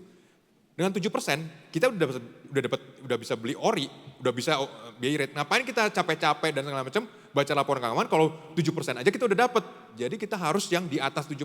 Makanya kenapa angkanya adalah return equity di atas 7%. Ada premiumnya dan lainnya. Tapi jadi kira-kira itu sih Inang kalau satu ya yang dia bisa lintas sektoral, tapi kan kembali lagi kadang-kadang suatu perusahaan itu bisa bagus return equity-nya, revenue net profit-nya bagus, tapi karena ada beberapa action yang di dalamnya, mungkin juga lagi dapat keuntungan dari nilai tukar misalnya. Wah, jadi gimana dong? Apakah tahun berikutnya bakal bagus? Belum tentu juga. Gimana caranya lihatnya? Lihat average return equity selama 5 tahun terakhir. 5 tahun terakhir average-nya rata-ratanya itu berapa? Kalau dia angka sekarang itu makin naik, berarti dia makin membagus. Tapi kalau angkanya sama, oke, normal. Tapi kalau turun, hati-hati, kita periksa lagi. Apa yang keganggu? Apa revenue yang terganggu? Apakah jadi nggak efisien atau ada pesaing atau yang lain-lainnya? Kira-kira begitu sih, Inang. Jadi yang mungkin lebih dekat ke arah teknis ya. Karena angkanya itu ada return equity, diperhatikan. Itu aja. Oke. Saya ingin menambahkan, jadi kalau kita mau lihat bagaimana kesehatan suatu perusahaan atau saham, kalau kasat mata ya, kalau saran saya mungkin kalau kita melihat misalkan ini berkaitan dengan program pemerintah misalkan, ya pemerintah saat ini lagi mau mengembangkan misalkan renewable energy, ya renewable energy kan juga banyak ya, ada yang solar panel, ada yang hydropower, ya ada juga yang geothermal, ya itu banyak sekali ya renewable energy. Jadi tapi dengan kita ada clue bahwa sektor ini menarik ataupun memang disupport oleh pemerintah, ada kemungkinan sebagian besar perusahaan tersebut in average ataupun rata-rata ini kondisinya bagus. Tapi salah satu tadi sudah disebutkan ada selain ROE, saya juga ngelihat misalkan ada price to earning ratio dan juga DER-nya, ya biasanya debt equity ratio-nya seperti apa. Kalau dia tadi kondisinya perusahaannya bagus, profitable tapi ternyata utangnya juga besar, ini kan juga menjadi salah satu hal yang concern kita perlu perhatikan juga ya. Jangan sampai nanti revenue dia itu dia untuk bayar utang gitu. Jadi artinya revenue tadi penting, plus tambah lagi juga kondisi utangnya gimana. Kalau misalkan tingkat kesehatan utangnya perusahaan tersebut bagus, mestinya sih cash flow-nya dia nggak ada masalah. Tapi intinya biasanya saya terlalu melihat harus ngeliat dari sisi makronya juga ya kondisinya. Misalkan saat ini kita bicara daya beli masyarakat lagi turun. Kemungkinan sektor-sektor yang berkaitan dengan retail itu agak lagi slow down ya. Jadi kurang menarik. Ya, tapi yang kalau kondisinya saat ini misalkan suku bunga kedepannya mau turun, ya. Nah berarti semua instrumen sebenarnya positif ya. Tapi tinggal tadi kita filter fundamental analisisnya dengan tadi beberapa indikator ataupun rasio-rasio yang bisa kita ambil untuk bisa memfilter saham mana yang kita layak perlu beli. Terima kasih Inang. Baik, mungkin kita berikan dulu kepada yang lain ya Inang ya. Kebetulan ada penanya selanjutnya, Inang Nyonya si jabat yang mungkin akan bertanya kepada Hela langsung. Silakan Inang. Terima kasih Inang dan Amang. Saya tadinya, mohon maaf ini kalau pertanyaannya agak bingung ya, karena saya sendiri sedang bingung. Sebenarnya apa kaitan sesi ini dengan sebelumnya? Itu jadi pertanyaan saya.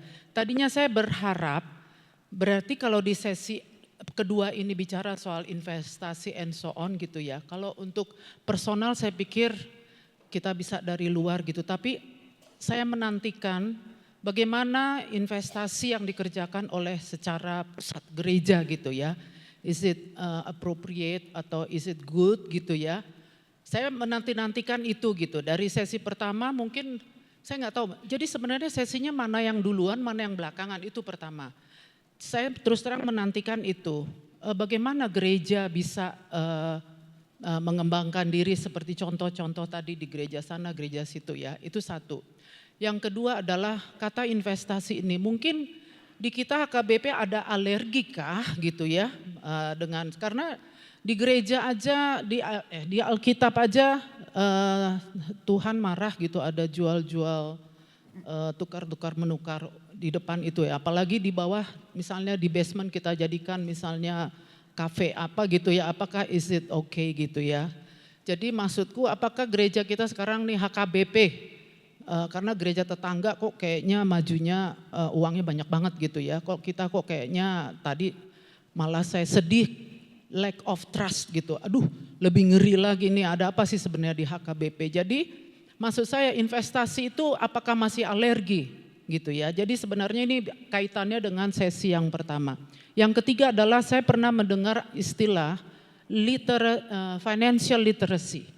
Jadi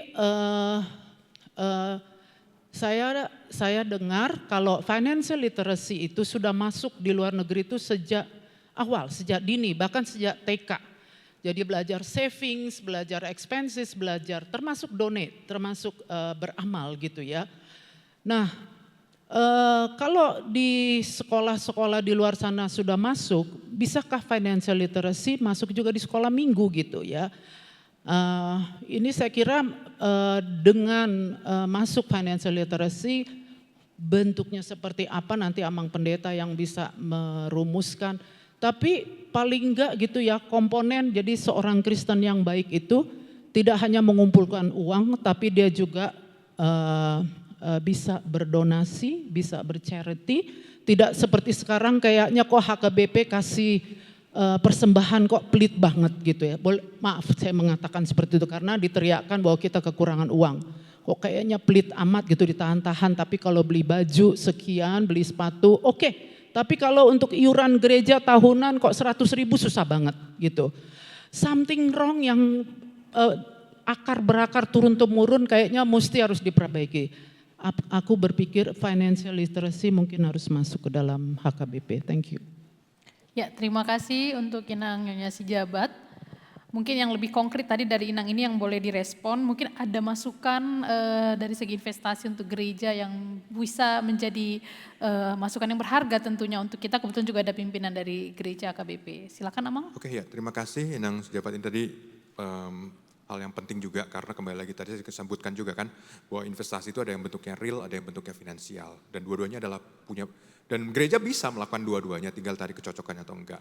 Mengenai kenapa investasi itu sepertinya kok seperti gereja dapat bad name, mungkin karena tadi pengenalannya itu juga terbatas. Financial literacy itu memang masih jadi tantangan di Indonesia. Di negara lain juga, walaupun sudah dimulai dari usia muda, ternyata juga masih punya beberapa masalah. Di Alkitab sendiri sih, kalau kita baca di Matius 25 ayat 14 itu bicara mengenai Tuhan yang mempercayakan 5 talenta, 2 talenta, dan 1 talenta. Itu menggambarkan secara gamblang mengenai kita memanfaatkan apa yang kita punya, mengembangkan apa yang kita punya. Dan jelas di situ sebutkan perbedaan dari orang yang bisa, perbedaan perlakuan Tuhan ini terhadap orang-orang yang memiliki talenta. Jadi ini yang saya pikir juga berlaku bagi semua institusi, bagi individu juga. Kalau tadi Inang Sijabat juga menyampaikan mengenai pendidikan financial literacy di sekolah minggu, saya pikir itu ide yang bagus. Ya. Kebetulan saya punya teman orang Singapura tapi sering di Indonesia karena suaminya di Indonesia, peneliti, Joyce namanya. Dia punya mainan seperti monopoli, tapi itu mengenai pengenalan investasi. Jadi orang seperti dapat uang, kemudian oke, saya mau beli, apakah saya perlu berasuransi apa enggak, kalau aset seperti apa. Kemudian mungkin karena dalam permainan itu kalau terjadi apa saya harus ngapain dan lainnya. Jadi ini mungkin permainan seperti itu bisa dikembangkan juga. Ini punyanya Joyce, jadi saya nggak tahu juga apa Joyce bisa menyediakan buat kelompok. Tapi saya tahu Joyce ini, teman saya ini, dia memperkenalkan ini di beberapa kelompok, termasuk juga kelompok sosial. Karena misi dia adalah memperkenalkan mengenai financial literacy. Financial literacy juga bisa lewat seperti sesi seperti ini, tadi yang saya sampaikan tadi kan, bahwa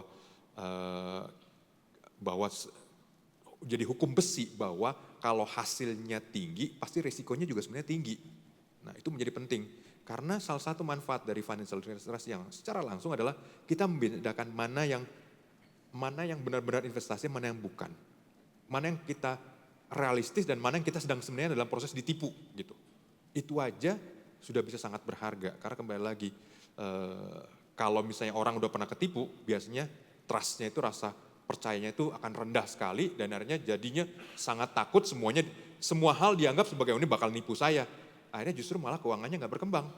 Nah itu makanya kenapa saya setuju bahwa memang financial literacy atau melek keuangan itu menjadi sangat penting mulai dari usia dini dan perlu berlangsung terus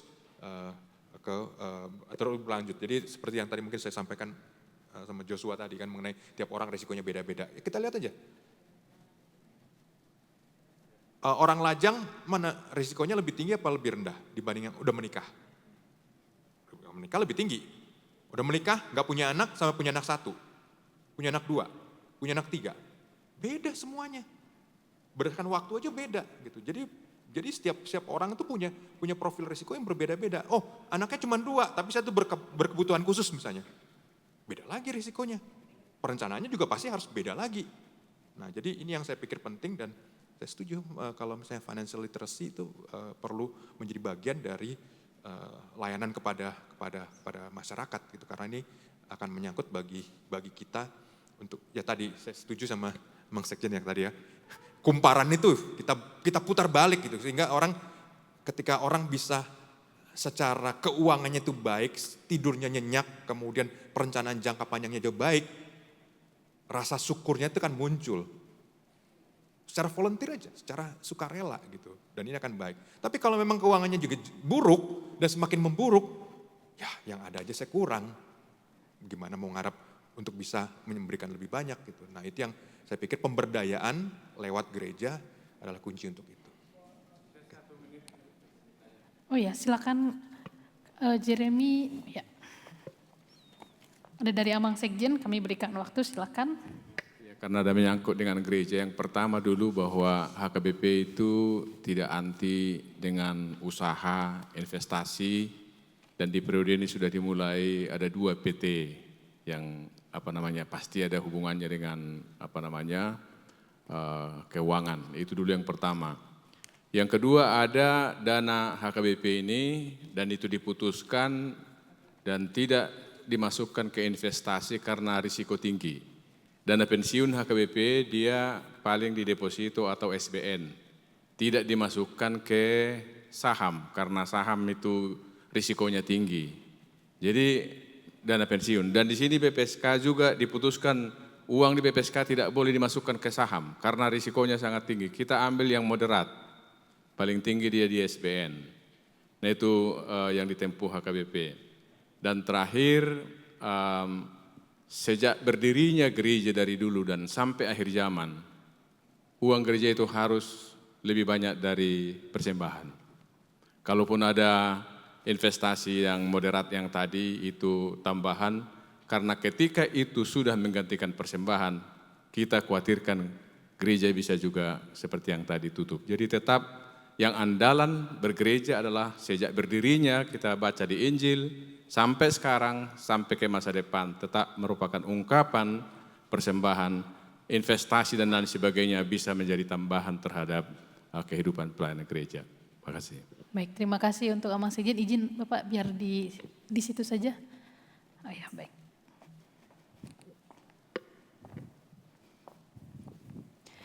Di sesi yang kedua ini Amang dan Inang nampaknya tidak ada lagi yang ingin bertanya. Ya, nampaknya dari sini ya Bang ya. Dan waktunya juga ya, sudah harus istirahat malam nampaknya beberapa jemaat kami yang lansia khususnya. Karena itu Amang dan Inang kita boleh beri tepuk tangan dulu yang meriah, tetap semangat, nuansa kemerdekaan tetap ada tentunya. Terima kasih banyak Amang Poltak Sianturi dan Amang Joshua Pardede. Dan juga Amang Sekjen HKBP, Pendeta Dr. Victor Tinambunan dan juga Ketua BPSK, Amang saya jadi lupa ini karena sudah kemalaman ya, Mertua Mas Saragi. Terima kasih untuk waktunya 4 narasumber yang luar biasa.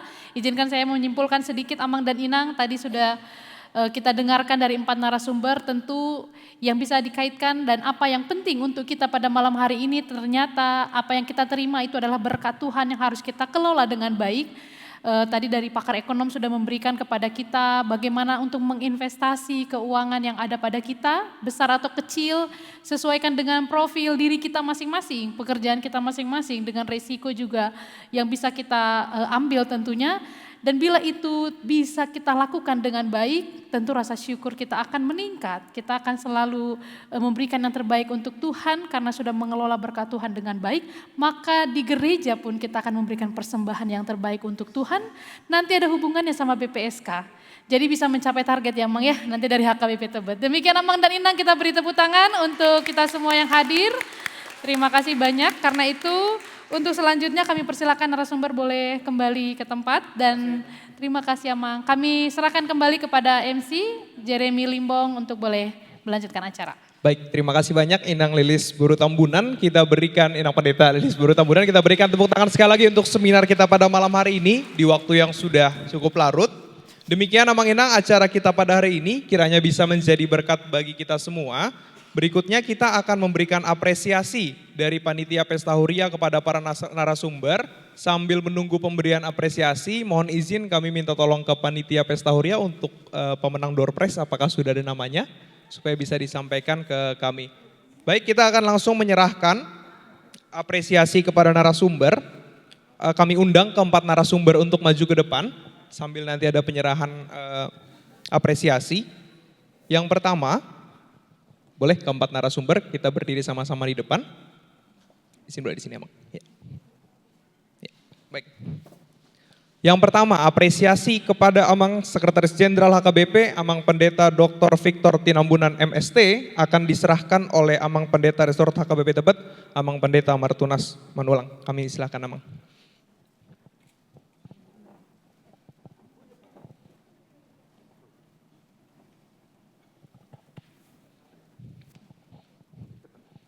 Sambil menunggu kami informasikan juga bahwa Amang Pendeta Victor Tinambunan besok akan berkhotbah di HKBP Tebet pukul 9, sehingga kami mengundang jemaat yang ingin mendengarkan untuk bisa hadir sama-sama. Iya. Boleh Amang diserahkan sambil berfoto? Ya, langsung aja Amang.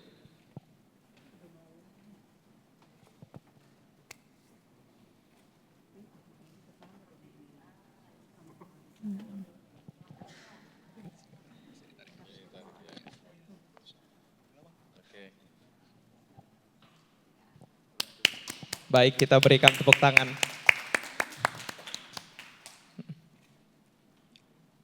Baik, terima kasih banyak kepada Amang Pendeta Resort. Berikutnya kepada Ketua BPSK HKBP, Amang Sintua Dr. Insinyur Martua Masaragi MM, akan diserahkan oleh Ketua Parartawan HKBP Tebet, Amang Sintua HM Limbong. Kami undang untuk ke depan.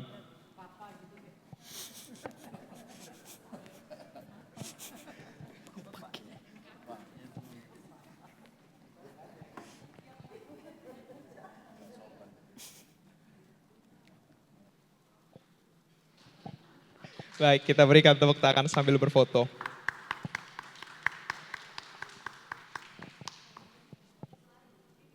Berikutnya kepada Amang Poltak Hotradero Sianturi MSC akan diserahkan oleh Ketua Pesta Huria HKBP Tebet tahun 2024. Kami undang Inang Sintua Linda Robena Boruritonga untuk maju ke depan.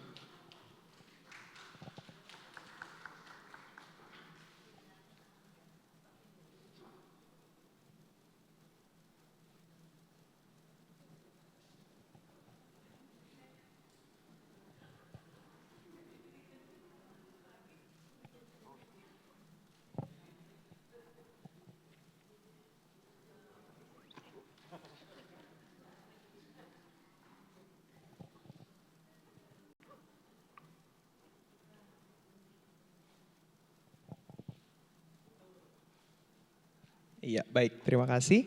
Berikutnya untuk apresiasi kepada Amang Joshua Pardede SSI MSC MSE akan diserahkan oleh perwakilan Panitia Pesta Huria HKBP Tebet kepada Amang Sintua Buha Purba. Kami mohon bantuannya dan kami undang ke depan.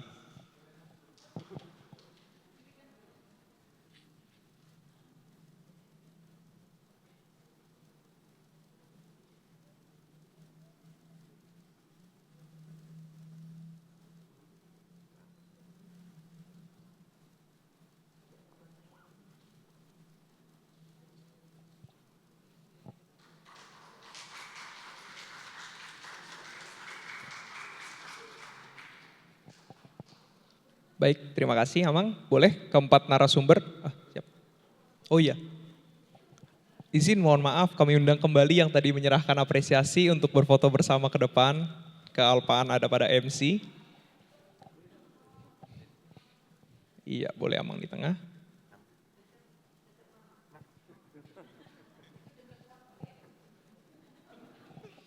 Baik, satu. Ya.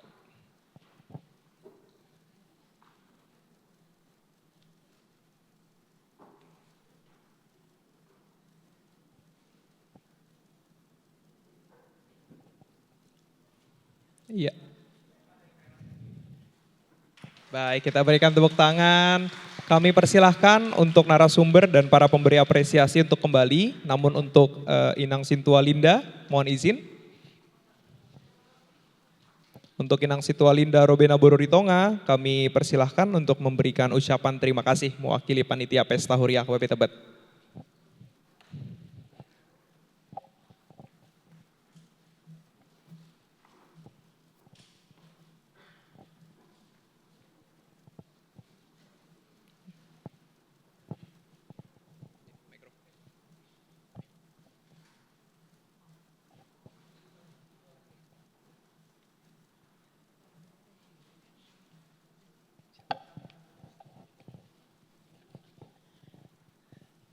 Shalom Amang Inang, yang kami hormati Amang Sekjen HKBP Dr. Victor Tinambunan beserta Inang, Amang Sintua Martuarma Syaragi beserta Inang, Amang Poltak Sianturi, Amang Joshua Pardede, Amang dan Inang Pendeta HKBP Tebet. Kami panitia mengucapkan terima kasih atas kehadirannya dalam seminar keuangan ini dalam rangka Pesta Huria 2024. Kiranya seminar ini bermanfaat bagi kita semua dan untuk kemuliaan bagi nama Tuhan. Sekali lagi kami mengucapkan terima kasih buat Amang Inang semuanya yang telah hadir. Kiranya Tuhan Yesus memberkati kita. Horas.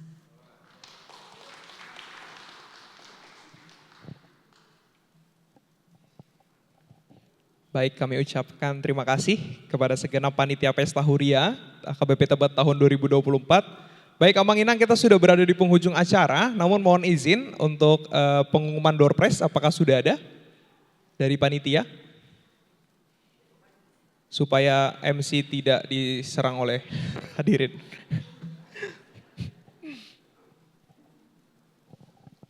Boleh cepat saja kita bacakan nomornya.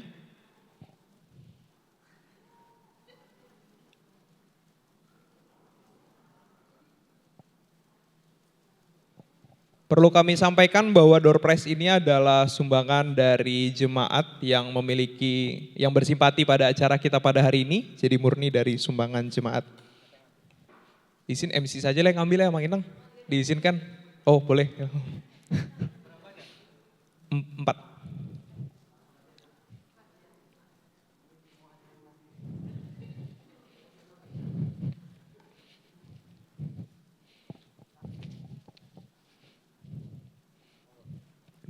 Baik, yang pertama, izin ini nomornya berdasarkan absen. Untuk nomor urut 19 atas nama Inang Desi Pasaribu dari WIK Kebon Baru. Sudah pulang rupanya. Gulungan kedua, nomor 38. Dari keluarga Sintua Martua Masaragi Borunai Borhu.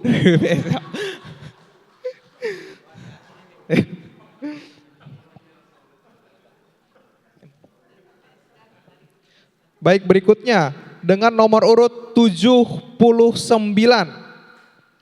atas nama Amang Bangun Hutauruk dari Kebon Baru. Ada puji Tuhan.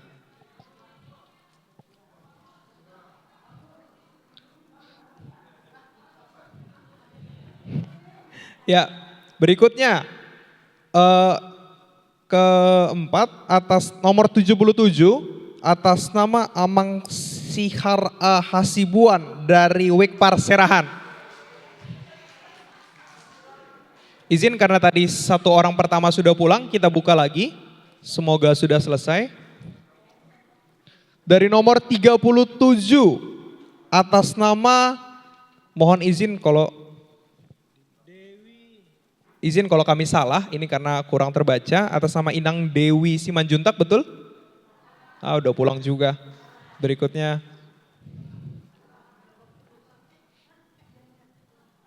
Mungkin ini terakhir ya, Amang ya. Kalau emang sudah pulang juga kita gunakan untuk berikutnya. Nomor 34 atas nama Amang Edi Hutauruk dari Mendut. Puji Tuhan. Demikianlah pemenang door prize. Iya, nanti untuk hadiahnya akan kami serahkan setelah ini, baru sambil berfoto. Untuk menutup kegiatan pada malam hari ini, kita akan tutup dengan doa bersama yang akan dibawakan. Mohon bantuan kami dengan hormat kepada Amang Pendeta Sihar Marpaung. Kami undang ke depan.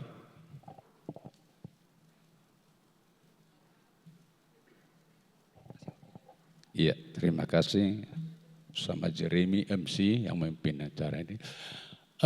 Kami ucapkan juga terima kasih kepada keempat bapak-bapak narasumber, Amang Sajena KB, Amang Martuan, Saragi, Amang Poltak, Seturi, Hula-Hulai, Amang juga Joshua, Sonak Malilai ini. Dan yang keempat sumber, kami telah banyak mendapatkan informasi tentang keuangan dan juga tentang investasi. Mudah-mudahan kegiatan ini mendapat berkat yang besar bagi jemaat ini dan juga yang tidak hadir, terkhusus yang hadir di sini. Kita akhiri pertemuan kita berdoa. Terima kasih Tuhan dan kami bersyukur kehadirat-Mu melalui persekutuan kami pada malam hari ini dalam melakukan satu rangkaian pesta Huria di HKBP Tebet yang telah dirancang oleh panitia, yaitu mengadakan seminar keuangan di gerejamu HKBP dengan mendatangkan narasumber yang menjadi berkat bagi perkembangan gerejamu dan juga bagi kemajuan anggota jemaat-Mu.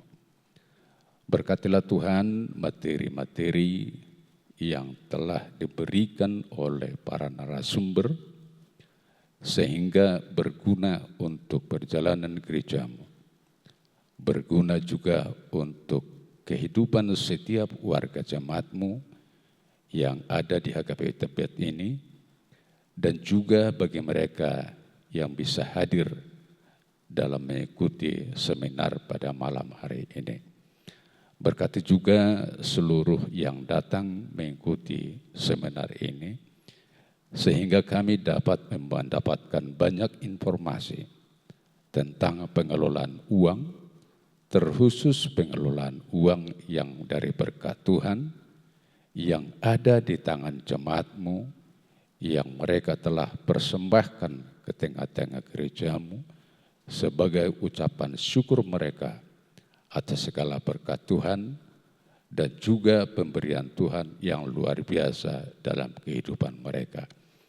Kami berdoa untuk keempat narasumber yang telah memberikan materi yang begitu baik dan bagus, kiranya sangat berbeda bagi kami yang hadir di sini, sehingga ke depannya gerejamu akan semakin maju dan semakin menjadi berkat terhadap seluruhnya di tengah-tengah masyarakat, bangsa, dan negara kami. Berkati Tuhan setiap rangkaian acara yang telah dirancangkan oleh Panitia Pesta Huria di tahun 2024 ini.